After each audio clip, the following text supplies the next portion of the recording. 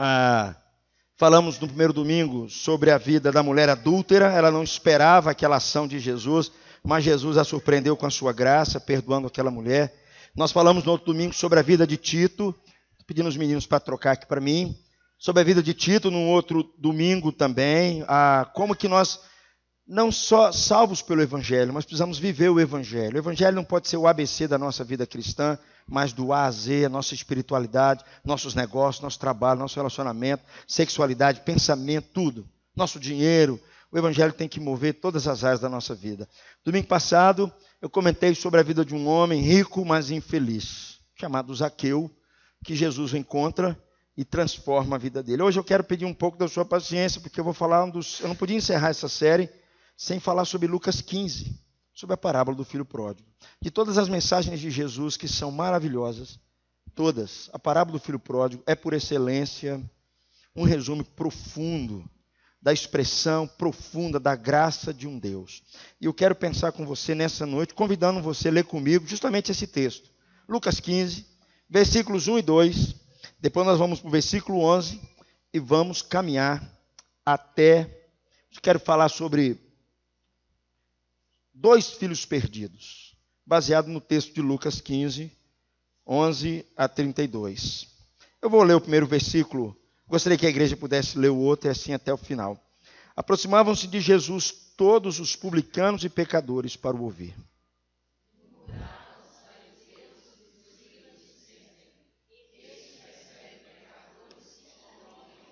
Versículo 11. Continuou: certo homem tinha 2 filhos.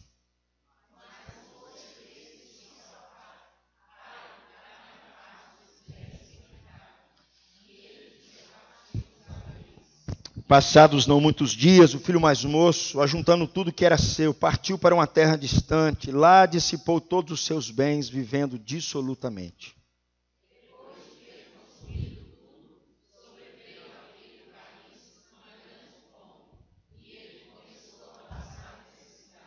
Então ele foi e se agregou a um dos cidadãos daquela terra. E este o mandou para os seus campos a guardar porcos.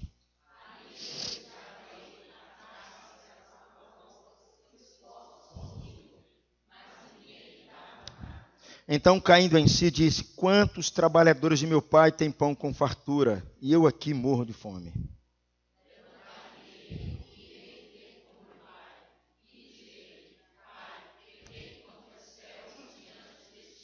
Já não sou digno de ser chamado teu filho, trata-me como um dos teus trabalhadores.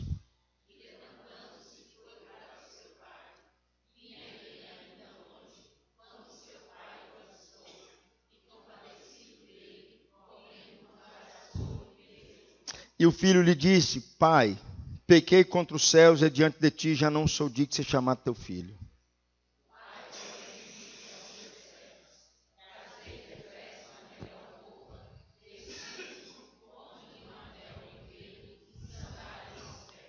Trazei também e matai o novilho cevado, comamos e regozijemo-nos.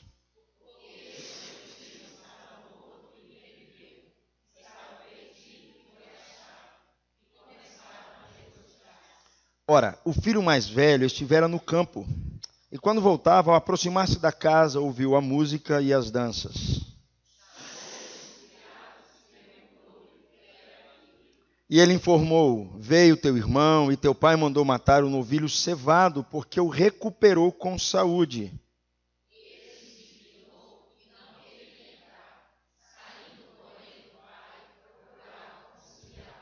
Mas ele respondeu a seu pai: há tantos anos que te sirvo sem jamais transgredir uma ordem tua, e nunca me deste um cabrito sequer para alegrar-me com os meus amigos.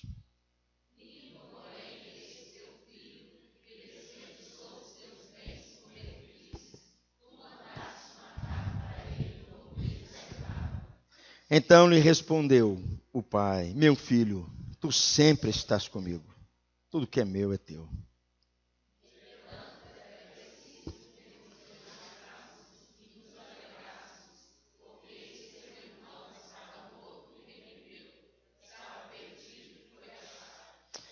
Sabe, meus irmãos, eu fico muito feliz, os jovens da nossa igreja estão estudando um livro baseado nessa parábola. Eu fico muito feliz por saber que eles estão muito com sede de conhecer ainda mais o que é o Evangelho. Para a gente entender um pouco essa parábola aqui, já quero adiantar para você alguma coisa aqui. Esse pai, como nós lemos, ele tem 2 filhos, né? Um filho mais novo e o filho mais velho. No fundo, ele vai representar toda a humanidade, eu e você, seja que espécie for, que tempo for. O pai aqui é Deus, o filho mais velho representa os religiosos e os filhos mais novos representam os não religiosos.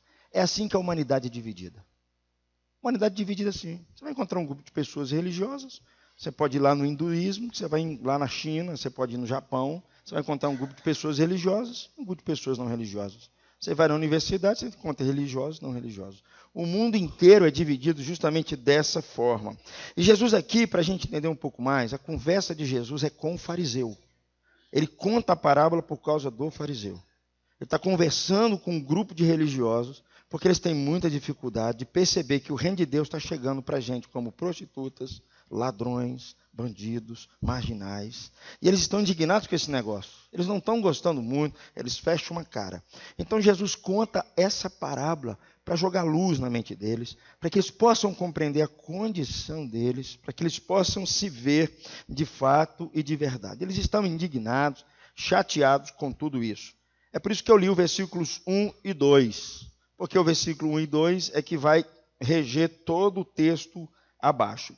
E o que Jesus vai mostrar aqui nessa parábola para nós, entre esses 2 cidadãos, é que eles representam juntamente o que todos nós fizemos com Deus. Todos nós fizemos com Deus. Todos nós. E ele vai mostrar que existem praticamente 2 maneiras dos seres humanos estarem perdidos, mas só existe um caminho de volta. Só existe um caminho de volta. A ideia aqui é que os religiosos, eles buscam, como os fariseus, viver suas vidas certinhas. E eles pensam, é dessa forma que eu sou aceito por Deus. Eu preciso obedecer às regras, obedecer às normas, obedecer à lei de Deus, como se fosse possível, e dizendo assim, não, é assim que eu sou aceito por Deus. No fundo, é uma forma moralista de você viver. A vida religiosa é uma forma moralista de viver. Vivemos numa cidade onde você tem 90% de pessoas vivendo esse estilo de vida. Pessoas de forma religiosa. Por outro lado, nós temos os não religiosos. No fundo, eles são relativistas, eles são autônomos, eles não se importam com regras, eles não se importam com as regras de Deus, eles fazem o que bem entendem. Eles fazem deles mesmos a regra para eles, e eles não se importam com nada. E é assim que a sociedade é dividida. Você tem um grupo de moralistas e um grupo de relativistas. Você tem um grupo de religiosos e um grupo de não religiosos. E o que Jesus está dizendo aqui é que tanto os moralistas quanto aqueles relativistas, eles estão errando o alvo. Eles estão tentando criar um caminho para se aproximar de Deus, mas eles estão errando o alvo. E é fácil nós percebermos, quando você lê esse texto, que o filho mais novo ele está completamente perdido. Eu acho que você não tem dificuldade nenhuma, quando você lê esse texto, de perceber que esse cara está perdido. Você não tem dificuldade. Ele pega a grana do pai, gasta com prostituta, gasta com bebida, ele faz uma farra, ele se queima todo, ele não está nem aí, ele sai de casa, ele quebra relacionamento com o pai, com Deus. É muito fácil a gente perceber como ele está perdido. Ele diz aí, pai, eu quero a minha parte da herança. Naquele tempo, queridos, quando um pai morria, o filho mais velho, ele recebia o dobro da herança daquela família.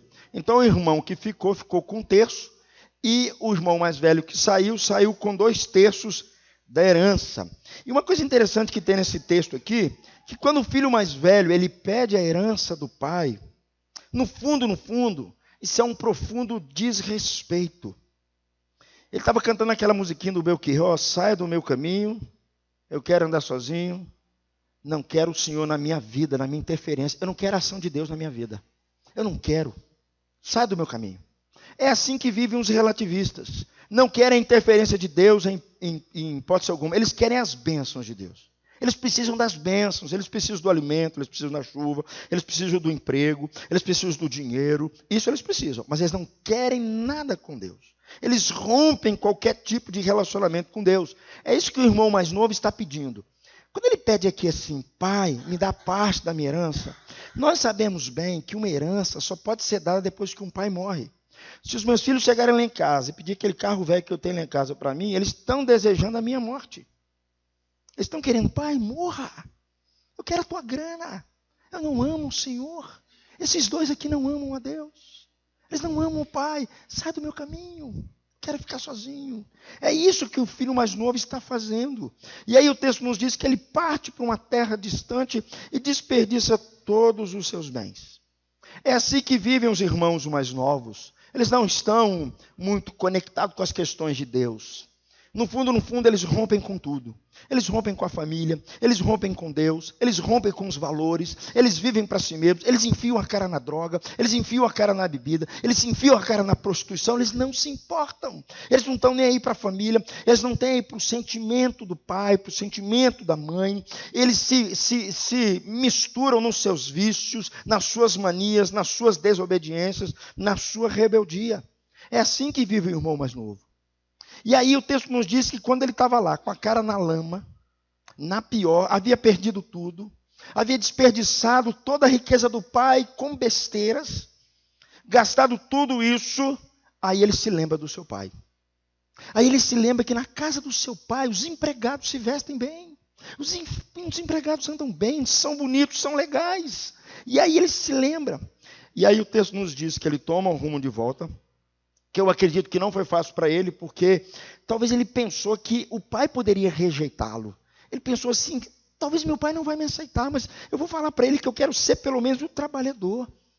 E o texto nos diz que quando o pai o vê, longe, o texto nos diz que o pai, quando olha de longe, que eu acredito que o pai todo dia de manhã, acordava ansioso, com lágrimas nos olhos, esperando que o seu filho voltasse. Porque a única coisa que interessa para o pai aqui é o retorno do filho. É só isso que importa. Queridos, eu já falei isso aqui uma vez, talvez se você pensar na possibilidade de perder um filho, é o troço mais louco que tem, Alex. É um troço mais maluco que tem. Então o coração do pai só ansiava por isso. E quando ele vê o filho vindo ao longe, o texto nos diz que ele vai ao longe, ele corre em direção ao filho mais novo. Para nós, quando lemos esse texto, não fala muito daí. Mas naquela cultura, era um escândalo. Só quem mostrava suas pernas quando corria era uma criança ou os rapazes. Um pai, naquela postura, um homem honrado como aquele, um homem pilar na sua comunidade, um homem extremamente respeitado, dono de uma propriedade, jamais se levantaria sua túnica e correria em direção a alguém. Esse texto está mostrando para mim o escândalo da graça. É Deus indo em direção a filhos mais novos, tão rebeldes. Isso é um escândalo, Tiago. É isso que Jesus está dizendo aqui. E o texto nos diz que quando o pai se aproxima, ele o beija e o abraça. Essa atitude é para ajudar o filho a reconhecer o seu estado e ver a sua condição. E o texto nos diz que o pai chega e fala, tragam a melhor roupa, tragam a melhor roupa, tragam um sandália, tragam um anel, nós vamos colocar no nosso filho, e no meu filho nós vamos dar uma festa. É interessante que o pai, ele não espera muito para que o filho nem comece a trazer as suas explicações. Ele já começa abraçando o seu filho, beijando o seu filho. Ele nem espera que o seu filho se humilhe. Ele já está dizendo que está aceitando o seu filho de volta. Ele já está abraçando o seu filho, cobrindo a nudez e a vergonha do seu filho. Ele ordena os seus servos para que preparem um banquete com a melhor carne que ele tinha, com o novilho cevado, porque aquele filho estava morto e voltou a viver. Queridos, que cena profunda que é essa? Que cena imensa que é essa? É uma demonstração de uma graça imensa. O que é a graça? É Deus indo em direção a quem não presta. É Deus indo em direção de gente que quebrou vínculos com Ele, que quebrou tudo, não quer saber de nada, rompe tudo com Ele. Isso é graça. Não tem outra expressão. É o que eu tenho falado, é a loucura da graça, é o escândalo da graça, é surpreendentemente graça de um Deus de amor, que olha para nós e vê a nossa condição e vem em nossa direção. Essa é uma cena muito profunda, queridos, escandalosa. Quando nós trouxemos aqui o pastor Osni, ele trabalha no Oriente Médio, ele trabalha numa cultura parecida com essa cultura aqui. Todas as vezes que ele lê esse texto, ele estava me falando, para o povo daquela cultura, parecida com os judeus, eles param e falam, isso não pode, um pai não pode correr, isso não pode, isso não existe. Mas é o escândalo da graça. Essa cena é maravilhosa, mas eu tenho que dizer para você que o pai, além de estar lidando com aquele momento, ele tem que lidar com o irmão mais velho, com a dureza do irmão mais velho, com a atitude do irmão mais velho, que não está entendendo o que está acontecendo. E aqui, queridos, como eu disse para vocês, o nome disso se chama graça. Amor a quem não merece amor. Perdão a quem não merece perdão. Extensão do amor de Deus àqueles que não merecem. É isso que eu fico apaixonado com o cristianismo. Porque o cristianismo não é um pensamento de méritos. Esse moleque não tinha méritos nenhum. Esse moleque envergonhou seu pai. Envergonhou o nome do seu pai, causou um escândalo, gastou a grana do pai, deixou a família com a condição menor um pouco que eles tinham. Mas Deus mostra para nós nesse texto, Jesus está dizendo para nós nesse texto, a escandalosa graça que é. Mas tem um negócio aqui interessante. Normalmente quando é nesse texto a gente pode pensar assim, Deus perdoa as pessoas assim, né? Desse jeito que Deus perdoa as pessoas, o cara errou. Aprontou todas. Olha a cabeça para o céu e fala, Deus me perdoa. Deus fala, tudo bem, meu filho, está tudo bem com você. Quando a gente lê esse texto, tem um problema aqui. Se Jesus encerrasse a parábola aqui, eu teria muito problema para entender de fato a mensagem do evangelho, a mensagem do cristianismo. É por isso que o texto continua. Ele vai falar do irmão mais velho. Porque no fundo, o que está por trás é para que Deus possa perdoar. Para que Deus possa estender sua mão para aquele jovem, para aquele filho que rompeu com ele. O perdão tem um preço a ser pago. Queridos, perdão não é uma coisa... Perdão é só barato para quem recebe, mas é caro para quem dá. Eu não sei se você já teve a oportunidade de ter que pedir perdão a alguém que aprontou com você. Passou um monte de coisa na sua cabeça, porque um preço é muito caro. Para quem perdoa, é um ônus muito caro. E é isso que Jesus vai dizer logo abaixo com o irmão mais velho. Que para ele poder perdoar, tem um negócio com o irmão mais velho que eu preciso tratar aqui. Porque não é qualquer pessoa que rompe e se aproxima de mim que eu vou resolver na situação dela. Não é isso. E aí, queridos, quando nós observamos o irmão mais novo, é fácil a gente perceber que ele está totalmente perdido. É muito fácil. Eu olho para alguns vizinhos meus, eu olho para as pessoas da rua, eu converso com um, eu vou no presídio. É fácil olhar para aqueles caras e perceber que eles precisam de Deus, que eles precisam de Jesus. O difícil é olhar para um cara, igual o irmão mais velho, e perceber que também ele está perdido. Perceber que ele está completamente perdido. E ele está perdido, não é porque ele está quebrando a lei de Deus. Ele está perdido porque ele está obedecendo a lei de Deus. Essa é a loucura que Jesus vai dizer aqui. Como alguém pode estar totalmente perdido na casa de Deus? Como alguém pode estar completamente perdido vindo aos cultos todo domingo? Como alguém pode estar completamente perdido sendo uma pessoa extremamente religiosa? Como alguém pode estar completamente perdido cantando, pregando, ensinando? É isso que Jesus está dizendo. É muito fácil olhar para caras como irmão mais novo e perceber que eles estão perdidos. Difícil é saber que nas igrejas, domingo após domingo, tem um monte de gente perdida. Essa que é a parte que Jesus vai dizer aqui para nós com respeito ao irmão mais velho. Com respeito ao irmão mais velhos. E perceba o que ele diz. Ele diz aí, ó. Nunca desobedecer uma ordem tua todos esses anos. Como é que esse cara está perdido? É interessante pensar que o filho mais velho, queridos, ele não se importa com a dor do pai. Ele não se importa. Ele não está nem aí para o sentimento do pai que perdeu o seu filho, perdeu o seu irmão, porque ele não ama a Deus, ele não ama o pai. Ele ficou na casa do pai para negociar com o pai e receber as bênçãos do pai. E a maneira que ele faz isso é dizendo, eu sou um cara tão bonzinho, porque se eu sou bonzinho, Deus tem que me abençoar. Se eu não fiz nada de errado, Deus tem que botar dinheirinho na minha conta e me cercar de bênçãos, porque eu não fiz o que o meu irmão fez. Eu não tive coragem de fazer o que o meu irmão fez. Mas esse cara também não ama a Deus. Era, queridos, para ele ter ficado bastante contente com a volta do seu irmão, que o texto diz que ele estava morto e voltou a viver. Estava perdido e foi achado. Mas quando a gente lê o texto, não é essa a reação do irmão mais velho.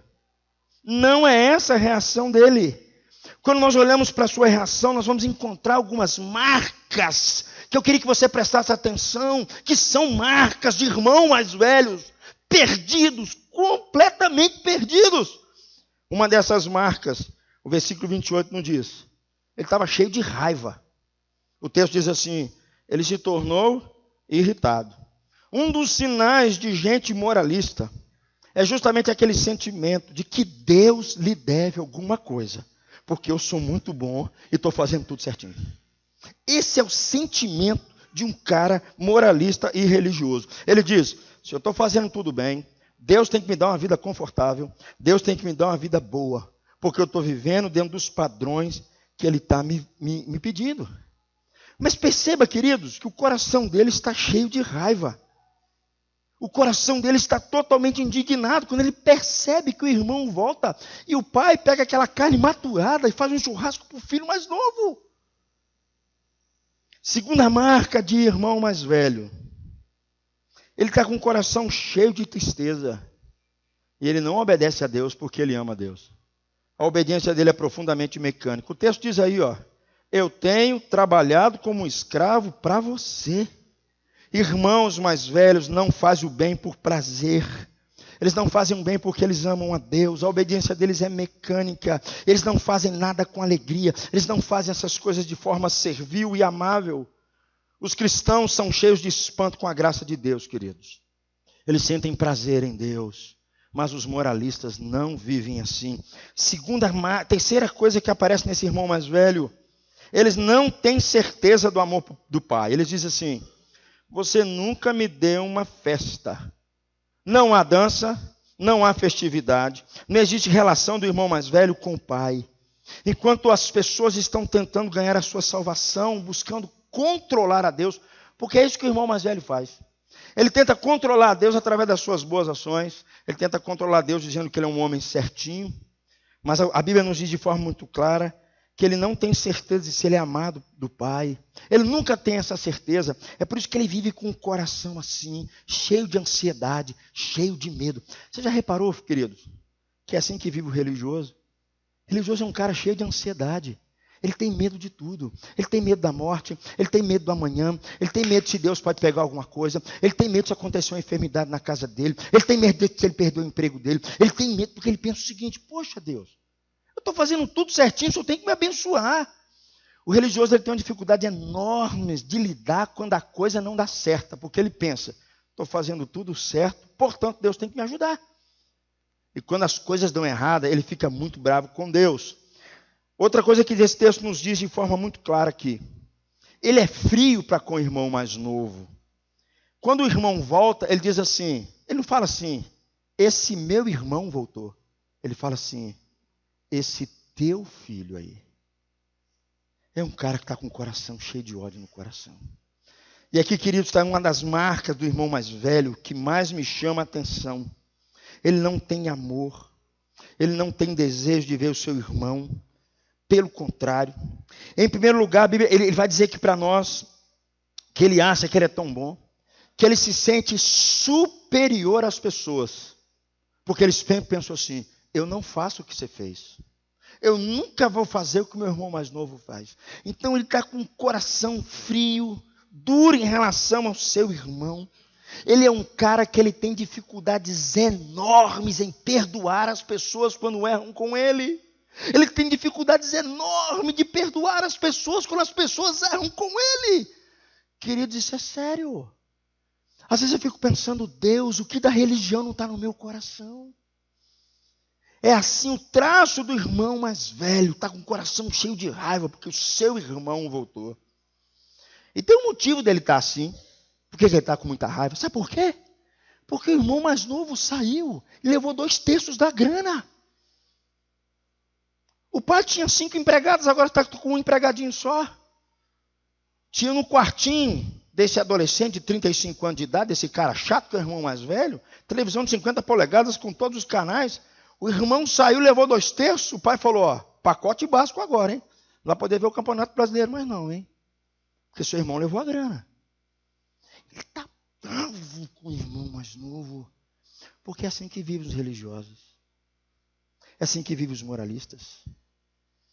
É assim que vivem pessoas que ainda não entenderam o Evangelho e a graça. Outra coisa que esse texto nos diz, ele tem um espírito crítico implacável. Ele diz aí, ó, esse teu filho que desperdiçou os teus bens com prostitutas. Ele faz questão de destacar o que o irmão mais novo fez. Ele faz questão de escrever com letras bem grandes o que o irmão mais novo fez. Porque no fundo, ele tem um espírito muito crítico com as pessoas que erram. Queridos, eu tenho chamado a atenção para nós vivermos o Evangelho, sabe por quê, queridos? Porque as pessoas vão errar conosco.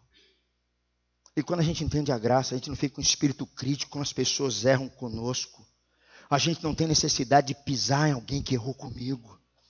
O que esse texto vai dizer para nós que falta nesse irmão mais velho é a necessidade de perdoar e aceitar o seu irmão mais novo. Porque ele acha que ele é diferente do seu irmão, ele acha que ele é melhor do que o seu irmão. Ele diz para o seu irmão, fala assim, você é um pecador. Você é um pecador. Eu acredito que uma das razões desse mais novo ter vazado de casa, queridos, é muito chato viver com gente assim. Viver com moralista é a pior coisa que tem, queridos. Não faça isso, não faça aquilo, você errou de novo. Papai não vai gostar, olha o que você fez, olha o que... Eu não estou fazendo isso, hein? Olha o que você... É muito complicado viver assim. Talvez seja um dos motivos que o irmão mais novo caiu fora. É muito chato viver assim. Só um parênteses, queridos. Se as igrejas evangélicas se tornarem como o irmão mais velho, esse lugar vai ficar muito ruim. Se nós não entendemos o evangelho da graça, vivemos a religião, esse lugar vai ficar muito ruim. Eu vou ser o primeiro a cair fora daqui. Não vai ter convívio com pessoas assim. Uma vez eu conversei com uma pessoa, a pessoa falando assim, não, porque eu estou aborrecido com fulano, com Beltrano, com Cicrano. Fulano de tal fez isso, não concordo. Inclusive, Renato, eu estou querendo me afastar da igreja por causa disso. Aí eu conversando com ele, eu olhei bem pro pé dele e falei assim, cara, eu estou com medo agora. Assim, medo de quê, Renato? Eu estou com medo de eu errar com você. Você vai fazer a mesma coisa comigo. Aí ele abaixou a orelha e ficou quieto. Queridos, se a religião tomar o nosso coração, não vamos ficar assim. É a característica de irmãos mais velhos. Eles, no fundo, têm um espírito crítico implacável. Nada escapa à lâmina deles. Absolutamente nada. O que é interessante nesse texto é que os dois não amavam a Deus. Eles estavam de olho na herança do pai. Eles queriam as bênçãos do pai e eles não queriam nada com o pai. Então, a diferença é muito grande, querido, de você buscar a Deus por causa das suas bênçãos e você buscar a Deus por causa de Deus. No fundo, eles estavam tentando construir um caminho de felicidade, um caminho de alegria, um caminho legal, mas sem se relacionar com Deus. Um caminho que ele pudesse se conformar de forma moral e o outro, um caminho que ele pudesse quebrar todas as regras e pensar o seguinte, ó, essa é a minha vida, o senhor tem que aceitar, porque eu não quero nada com o senhor. O que me chama a atenção nesse texto é que Jesus aqui está trazendo uma abordagem nova sobre o que é pecado. Uma abordagem nova sobre o que é pecado. Queridos, normalmente nós aprendemos que pecado é você quebrar a lei de Deus. Então eu não fiz isso essa semana, também não fiz isso, não fiz. Essa semana eu não adulterei, essa semana eu não menti, essa semana eu ajudei fulano. Normalmente nós achamos que pecado é só quebrar a lei de Deus, é só desobedecer a Deus como irmão mais novo. Mas quando você olha para o irmão mais velho, ele não vai ter uma lista de pecados a qual ele vai dizer, eu errei aqui, não. Porque ele falou assim, Vitória, nunca desobedeci uma ordem tua. Jesus está trazendo um conceito novo do que é pecado para nós. Porque na cabeça do irmão mais velho, ele nunca violou nenhuma das regras de comportamento moral de Deus. Porque ele se acha o cara mesmo. Mas Jesus está trazendo um conceito novo de pecado para nós. Pecados, queridos, não consistem em você somente quebrarmos as regras de Deus, mas é quando nós nos colocamos no lugar de Deus e nos tornamos como salvadores, como senhores, como juízes de tudo.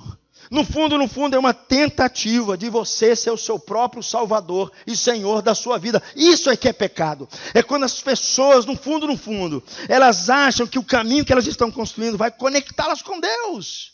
E elas se tornam o salvador delas mesmas e o senhor da vida delas, por mais que elas achem que nunca tenham quebrado uma regra sequer de Deus. É isso que Jesus está trazendo, um conceito novo de pecado.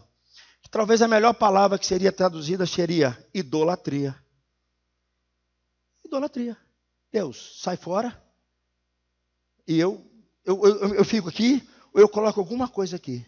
Mas eu não me relaciono com Deus. É isso que Jesus está trazendo para nós. O que é interessante dizer é que os dois estão completamente perdidos. Mas por incrível que pareça, o pai ama os dois. Que loucura. O pai ama os dois. O pai tem interesse nos dois. Por incrível que pareça, quando o filho mais novo, o pai vê o filho mais novo distante, ele corre em direção ao filho mais novo. Mas o texto também nos diz que eles estão comemorando uma festa e o filho mais velho está no campo e pergunta: o que está acontecendo lá? Ah, seu irmão voltou, seu pai matou a pequena maturada para ele, estão fazendo uma festa lá. O texto nos diz que ele não sai do lugar dele. O pai tem que sair da festa e ir em direção ao meu irmão mais velho. Sabe como é o nome disso na teologia? Isso se chama graça. É Deus saindo em direção àqueles que são rebeldes com ele. Tanto para o mais velho quanto para o mais novo, isso é graça. Deus está mostrando graça e seu favor também por aquele fariseu que Jesus sabia. Você vai me colocar na cruz. Daqui a poucos dias, você vai me pendurar lá. E Jesus está dizendo, eu vou demonstrar graça para com você também. É isso que ele está dizendo para o irmão mais velho. Porque de fato Deus ama os dois. Um fato que me chama a atenção aqui, queridos, é a perdição do irmão mais velho. É isso que eu queria que você pensasse um pouco. Porque a perdição do irmão mais velho aparentemente não tem problema nenhum. E Jesus vai jogar luz sobre isso, vai considerar isso, a perdição do irmão mais velho. É tão errada e tão destrutiva quanto a do irmão mais novo. Aqueles caras moralistas, religiosos, sabe? A perdição deles é tão complicada quanto da prostituta, quanto aquele cara que matou 3 pessoas, quanto aquele cara que botou um monte de gente em problema. Irmãos mais velhos, queridos, do mundo, eles precisam desesperadamente ver o reflexo de si mesmo. E é isso que Jesus está contando na parábola. Jesus está jogando luz para eles olharem para eles mesmos. Porque, queridos, vou dizer um negócio para vocês. As pessoas, quando abraçam a ideia religiosa, eles têm dificuldades enormes de olharem para eles mesmos. Porque é muito mais fácil eu criticar a Kenny e dizer assim, está vendo, Kenny, você errou de novo. Fulano, você errou de novo. É muito mais fácil para eles. Jesus está querendo que eles reflitam sobre eles mesmos. Essa parábola, como eu disse no começo, ela é dirigida aos fariseus para mostrar o seu estado de como eles estão perdidos e mostrar para eles que eles precisam de uma mudança, eles precisam de uma conversão. O filho mais novo aqui, querido, sabia. Ele sabia que ele estava perdido. O irmão mais novo sabia. Agora, o mais velho, ele não sabia. E aqui tem um perigo muito grande. Porque os irmãos mais velhos, eles não vão a Deus. Eles não imploram a Deus por cura. Eles não imploram a Deus por perdão. Sabe por quê, queridos? Porque eles acham que não tem problema nenhum com eles. E se você, meu amigo, não souber que você está doente, está arriscado você até morrer. Se você não disser que você está doente. Quando nós olhamos para a atitude do irmão mais velho, nós entendemos por que filhos mais novos, eles querem partir. Você pode olhar a sua Bíblia e fazer uma vasculha nas Escrituras. Os pecadores não tinham convívio com os fariseus. A religião naquela época tinha se tornado um caos enorme, porque eles encheram tanta regra que para se tornar um judeu assim, para você frequentar os templos e as sinagogas, era o troço mais chato que tinha. É por isso que Jesus fala assim, era mais fácil, quando eles convertem um, Jesus diz, eles se parecem com um demônio, quando eles conseguem converter um. Jesus está chamando nossa atenção sobre isso, queridos. E aí eu tenho que te dizer uma coisa para você.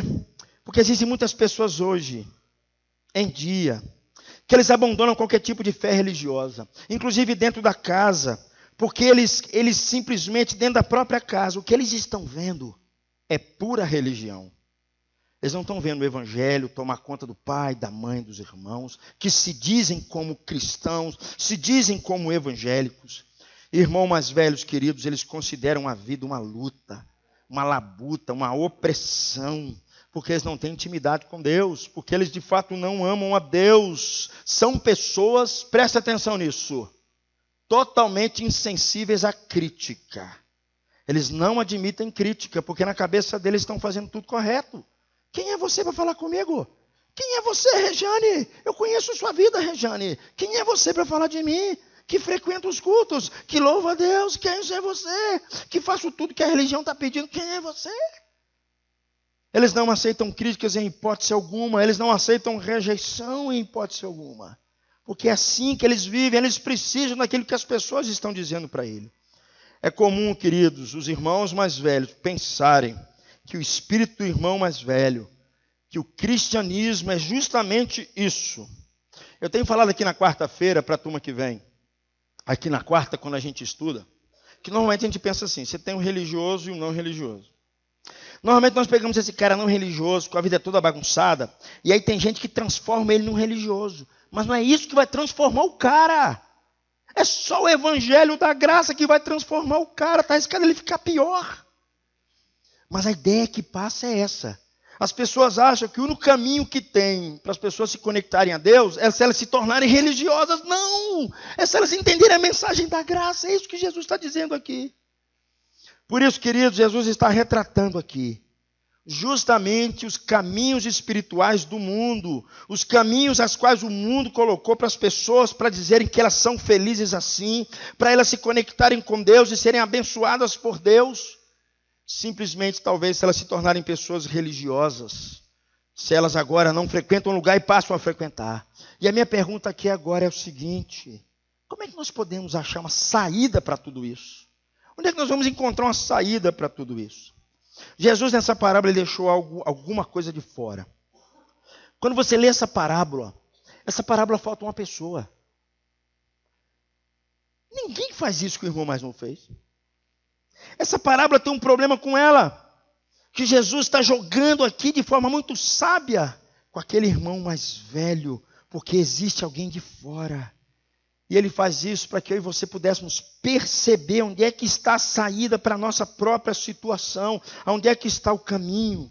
Como é que nós nos livramos das algemas da nossa própria perdição? Como é que eu e você não nos tornamos como irmão mais velho nem irmão mais novo, mas gente transformada pelo Evangelho? E aqui o texto vai dizer para nós, e vai mostrar isso. Primeira coisa que ele vai dizer, é um amor profundo do Pai, um amor acolhedor do Pai. Como eu disse, o Pai vai no encontro dos dois filhos, e ele expressa o amor aos dois filhos. O irmão mais velho, ele fala, meu filho, tudo que é meu é teu. Era para você estar alegre. Era para a gente estar festejando um banquete, meu filho. Com o irmão mais velho. Com o irmão mais novo, ele abraça.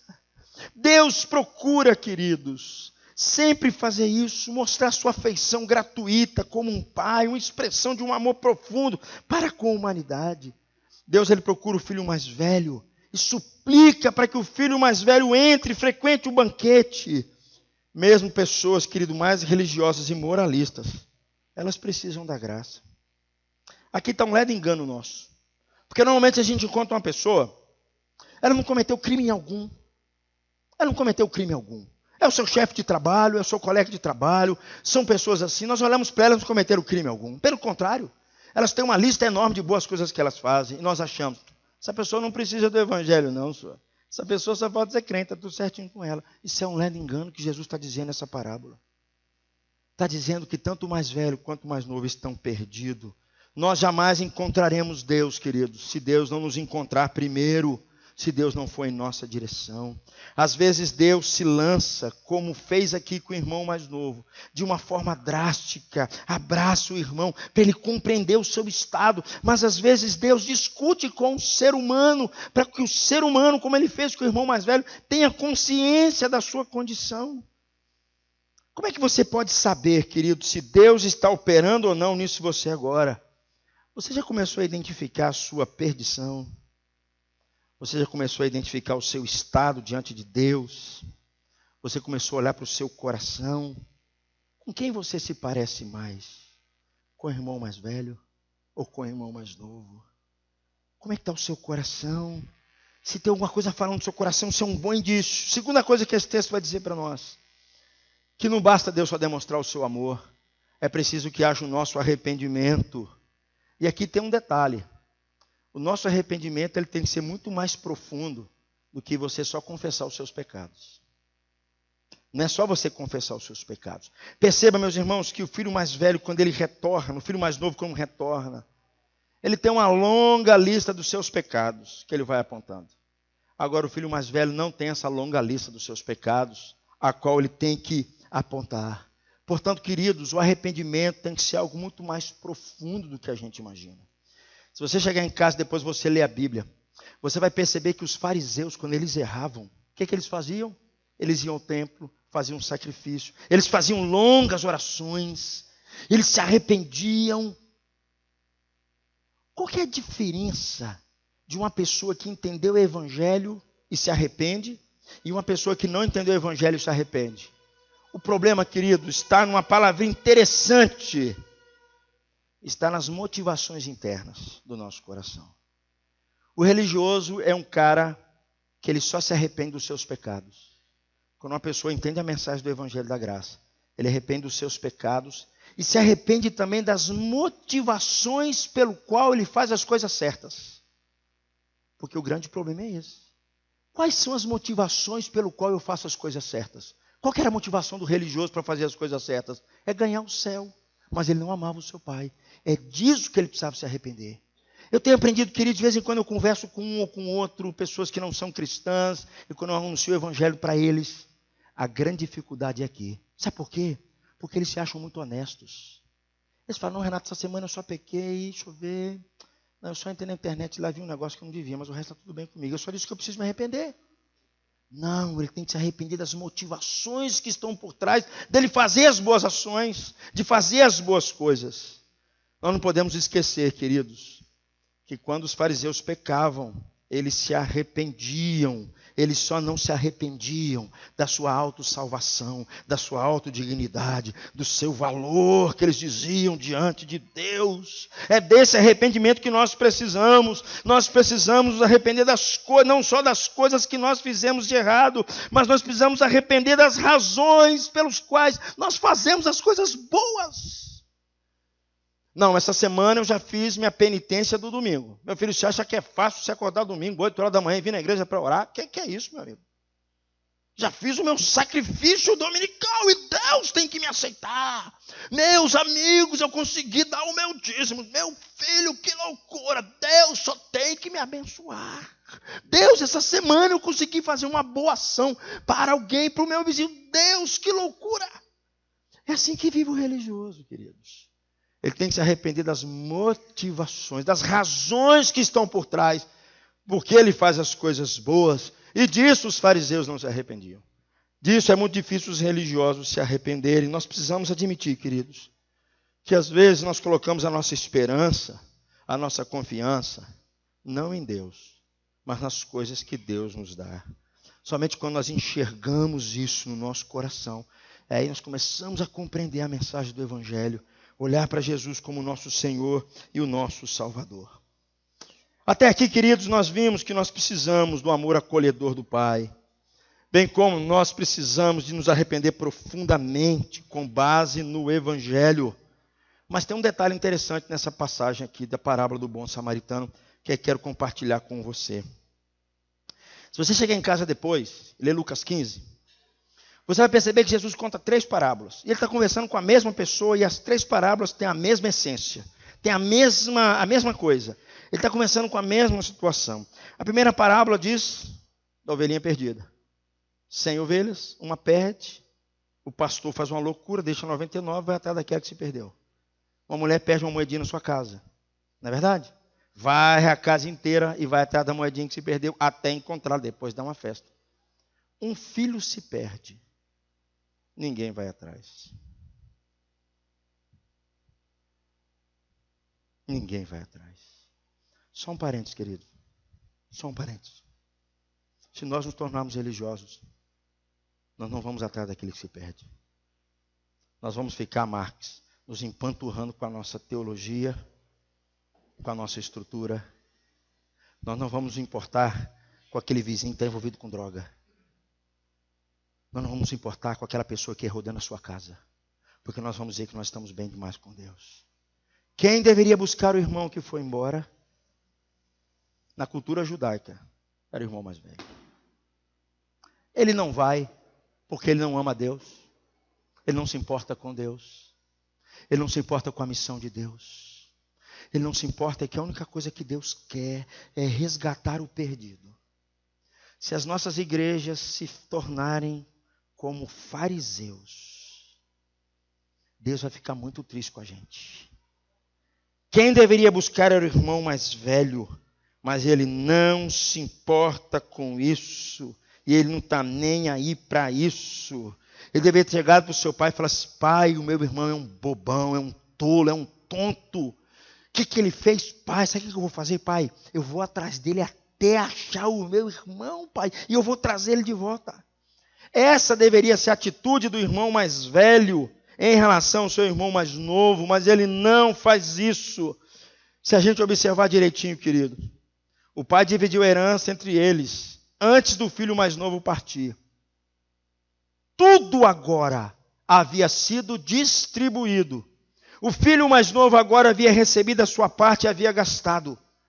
E o pai chega para o irmão mais velho e diz assim: meu filho, tudo o que é teu, tudo o que é meu é seu. E ele está falando aqui de forma literal. Jesus está dizendo aqui: meu filho mais velho, cada centavo, cada roupa, cada anel, cada novilho gordo que continuou com essa família é seu por direito.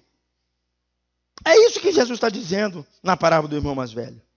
E quando nós olhamos para essa parábola, a impressão que nos passa é que a redimissão do irmão mais novo era simplesmente algo que não precisava de nenhum sacrifício, não precisava de algo a mais para Deus fazer, que não teve nenhum custo para Deus poder perdoar aquele. É um ledo engano, é isso que Jesus está querendo corrigir. Quando alguém falha, porque Deus e o amor e o perdão, ele recebe a gente como um filho mais novo. Não, ele tem que pagar um preço para poder nos perdoar. Como eu disse com vocês, meus irmãos, se tem uma coisa cara é o perdão. E nessa parábola, Jesus nos mostra de forma clara como o perdão é gratuito, mas ele tem um preço muito alto. Um preço muito alto. Para que o pai pudesse readmitir o filho mais novo, teve um custo muito alto. E adivinha nas costas de quem que estava esse custo agora? Do irmão mais velho. Porque tudo pertencia ao irmão mais velho. O pai não tinha mais nada, ele já tinha repartido tudo. Para que o pai pudesse receber o irmão mais velho, o irmão mais novo, que estava voltando, filho mais novo.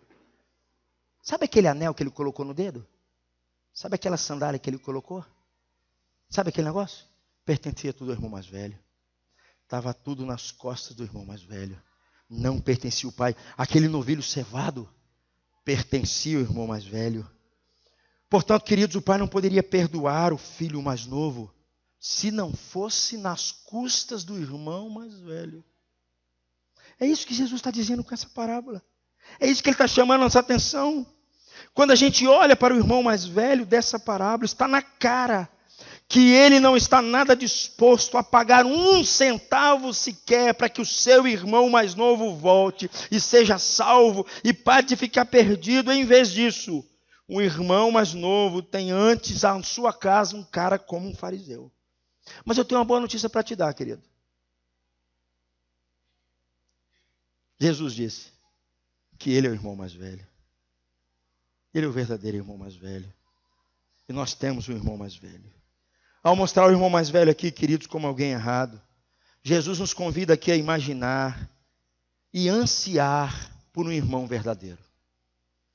Nós ansiamos por essa pessoa que faça isso por nós que estamos perdidos. Mas pense só um momento, queridos. Não é só alguém que vai ao país vizinho para buscar a gente, mas é alguém que percorre do céu à terra por causa de nós. É alguém que não só se dispõe a pagar uma soma de grande dinheiro por nós, mas alguém que tem um custo infinito para nos trazer de volta para a família de Deus. Meu amigo, só existe um irmão mais velho que faz isso. E nós nos rebelamos contra ele, contra o Pai. Esse filho se chama o Senhor Jesus. É isso que Jesus está dizendo. Que ele é o genuíno irmão mais velho. Que para que de fato nós pudéssemos ser perdoados, o custo estava nas costas dele naquela cruz. Para que eu e você pudéssemos ser aceitos pelo Pai. Para que eu e você pudéssemos voltar para casa de novo, que é o nosso lugar. Nós nunca deveríamos ter saído da nossa casa. Quando Deus fez o Adão e Eva, quando Deus fez todas as coisas, queridos, era a nossa casa. Nós tínhamos comunhão com Deus, nós não tínhamos problema, nós não tínhamos crise, nós não tínhamos tristeza, nós não tínhamos nada disso. Nós saímos da nossa casa e nós nos tornamos perdidos. Mas para a gente voltar, queridos, tem um custo enorme nas costas de Jesus. Para que nós pudéssemos nos vestir, ele teve que ficar nu naquela cruz. Para que nós pudéssemos ter uma roupa de dignidade, ele teve que ficar nu. Na cruz, Jesus ele foi tratado como um pária. Ele foi tratado como alguém desprezado. E ele passou por isso, para que eu e você pudéssemos ser aceitos. Na cruz, queridos, Jesus bebeu do cálice da justiça eterna, para que nós pudéssemos beber do cálice da alegria de um banquete numa festa. Por isso que Deus não pode perdoar de qualquer jeito. Não havia, queridos, outra maneira do Pai Celestial nos trazer de volta, a não ser às custas do nosso verdadeiro irmão mais velho. Como o coração de uma pessoa cheia de medo, de raiva, de dificuldade em perdoar, egoísta, avarento. Como é que um coração desse consegue ser transformado? Só tem uma resposta. Só tem uma resposta.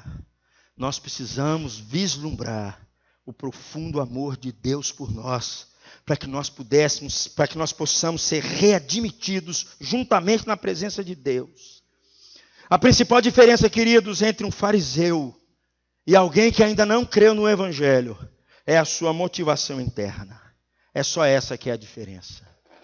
Porque eu tenho dito que nas igrejas evangélicas, ou nos templos, ou onde for, normalmente você tem sentado nas igrejas, religioso é aquele que foi salvo pelo Evangelho. Eles oram, eles cantam, eles leem a Bíblia, eles se emocionam, eles se arrepiam, fazem tudo. A diferença está na motivação interna. Por que eles estão fazendo isso? Portanto, querido, Jesus está dizendo para nós que a mensagem do Evangelho transforma o nosso coração, transforma a nossa vida, nos torna aceitáveis por causa de Cristo Jesus. Jesus, meu amigo, ele tinha todos os poderes do mundo. Ele nos viu como alguém escravizados e só tinha uma forma para ele nos libertar. Tem muita gente que acha que o dinheiro vai libertar essa pessoa. Mas o que tem acontecido é que essa pessoa ama tanto o dinheiro que se torna escrava do dinheiro. Tem tantas pessoas que acham que um casamento vai libertá-las, mas quando o casamento assume dimensões divinas e coloca o marido, coloca a esposa num patamar mais elevado, esse marido e essa esposa vai escravizá-los. Às vezes achamos que um filho vai nos libertar, vai nos trazer a alegria e a paz que nós tanto queremos. E às vezes colocamos os nossos filhos no lugar que pertence só a Deus, e os nossos filhos nos escravizam. Achamos às vezes que a beleza, o reconhecimento, o status social vai nos libertar. Mas essas coisas só nos escravizam. Jesus, meu amigo, a Bíblia nos diz que ele se esvaziou de si mesmo, se esvaziou de toda a sua glória. Assumiu a forma de servo. deixou a casa do seu pai e veio em direção àqueles que não merecem. Foi às custas do nosso próprio Senhor Jesus que nós podemos ter vida novamente, que Ele pagou uma dívida enorme pelos nossos pecados e pelos nossos crimes, e Ele comprou para nós o único lugar que nós nunca deveríamos ter perdido, é a casa do Pai. Para mim, uma das questões que mais me incomodam na vida humana, queridos, é o fato de um profundo amor de Deus ser demonstrado pela humanidade na pessoa do seu Filho. E as pessoas sabem disso, elas repetem isso, elas citam textos disso, mas elas não se incomodam com o profundo amor de Deus, porque suas vidas continuam as mesmas, elas continuam negociando com Deus do mesmo jeito, elas não têm uma vida transformada pela graça, elas têm dificuldade em perdoar, dificuldade em aceitar o outro, elas continuam sendo egoístas, avarentas, gananciosas. Elas estão dizendo que, de fato, elas conhecem o amor de Deus. Se o amor de Jesus, queridos, por nós na cruz, não nos impactar, não é o prefeito que está ganhando agora que vai mudar a nossa vida. Não são os vereadores dessa cidade que vão mudar a nossa história, a nossa família, a nossa casa. Se não for o amor de Deus que impactar o coração do homem, nada impacta, queridos. Absolutamente nada. Nós vamos continuar sendo, queridos, como irmãos mais novos ou irmãos mais velhos. Mas nós precisamos reconhecer, queridos, a nossa necessidade e colocar nossa confiança naquilo que Cristo fez por nós. Quando nós estudamos essa parábola, nós precisamos compreender que não se trata somente deles. Se trata de você. Se trata de você.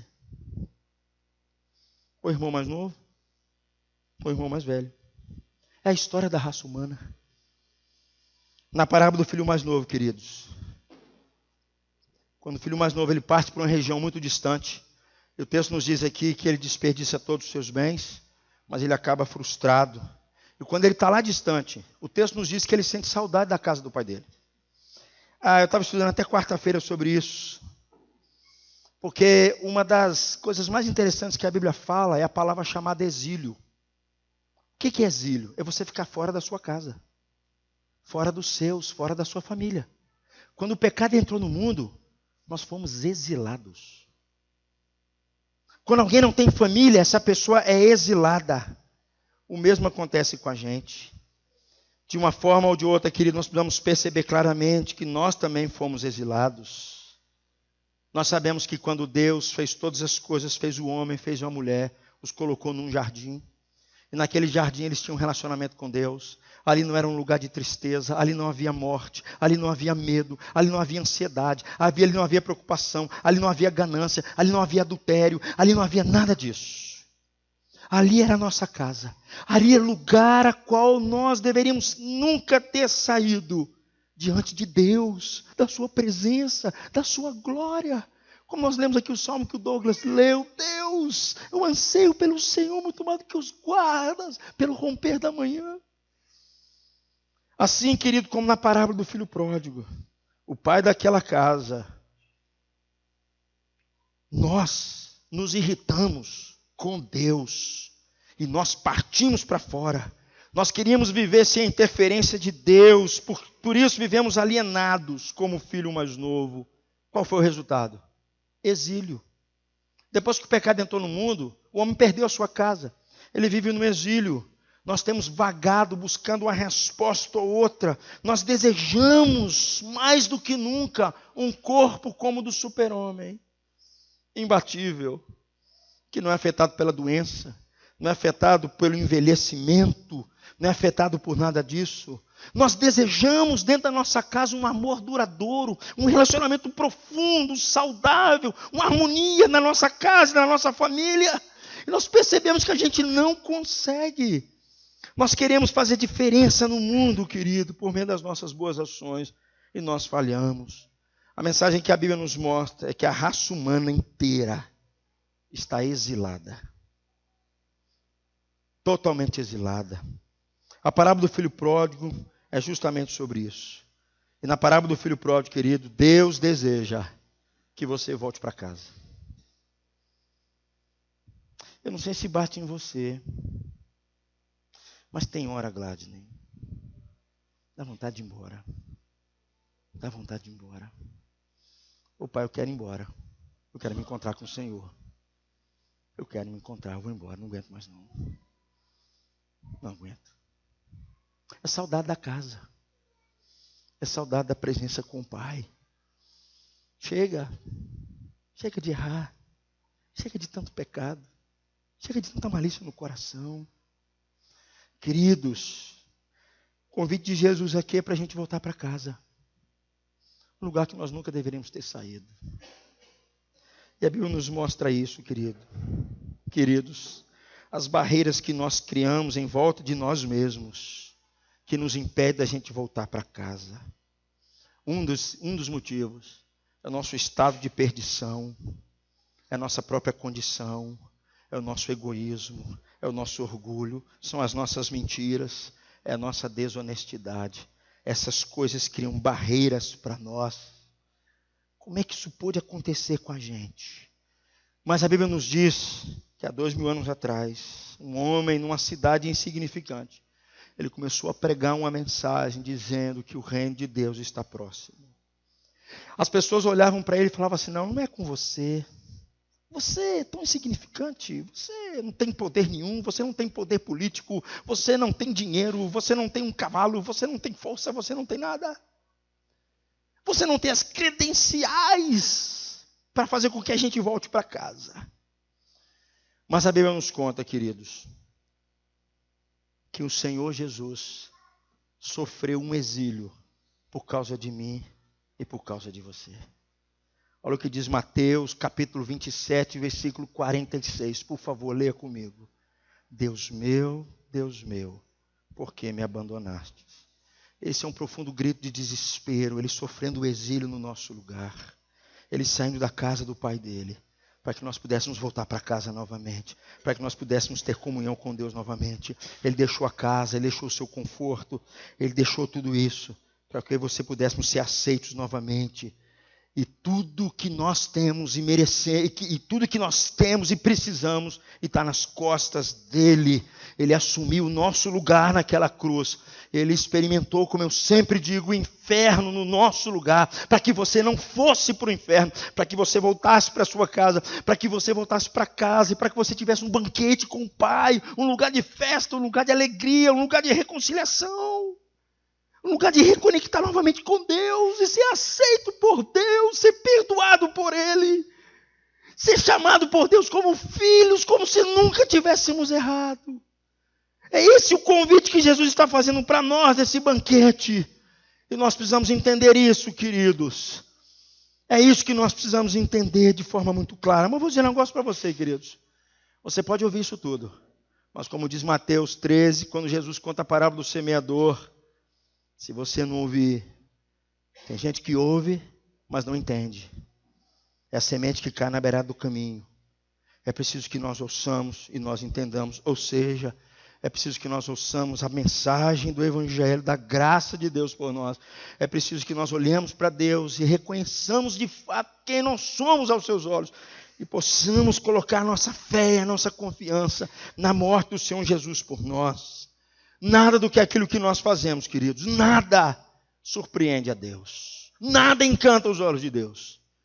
Nada motiva a Deus para estender a mão dele sobre nós. É só o amor do seu Filho por nós na cruz, que ele pode de fato nos receber quando nós confiamos a nossa vida na mão dele. Eu quero concluir, querido, dizendo para você, essa passagem mostra para mim a surpreendente graça, o amor profundo de Deus por filhos rebeldes, tanto o irmão mais velho quanto o irmão mais novo. Se você, querido, não olhar para a sua condição e clamar a Deus sobre a sua vida e pedir que Deus tenha misericórdia de você, a salvação não vai estender a mão sobre você. É isso que nós precisamos entender, queridos. Nós precisamos dessa mensagem, nós precisamos olhar de novo, nos render o amor de Deus. Eu quero encerrar fazendo um convite para você. Eu quero fazer um convite para você. Eu quero pedir a Deus pela sua vida. Pedindo que Deus falou o seu coração, queria orar por você. Eu queria fazer um convite para você em outro sentido, porque nós precisamos da igreja, para a igreja nos ajudar nessa caminhada do Evangelho. Nós precisamos nos render a Cristo, mas nós precisamos da igreja, de pessoas que vão conosco na nossa caminhada. Eu queria convidar você a curvar sua cabeça. Eu queria orar pela sua vida.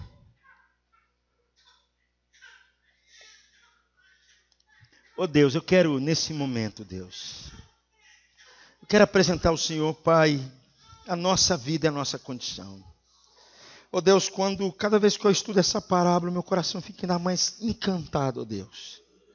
Como é que o Senhor pode amar a gente? Como é que o Senhor pode se importar com a gente? Nós saímos da casa porque nós queríamos. Nós nos voltamos contra o Senhor.